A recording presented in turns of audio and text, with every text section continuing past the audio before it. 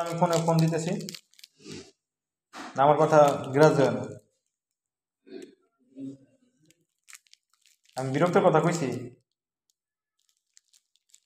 হ্যাঁ, এই কথা শোনালাম মানে এই কথা না আমি কয়ে পারি যে আমি বিরক্ত করি, অনেক ফোন দেয়, SMS দেয়, ঘন ঘন ফোন টোন দেয়, এই কথা না আমি কয়ে পারি যে বিরক্ত করি। তুমি কলে কেমনি?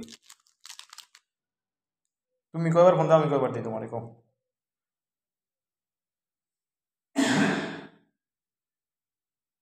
শোনা,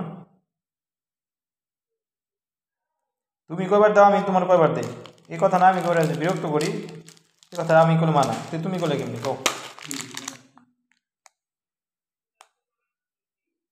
এই কথা বলে কষ্ট লাগে।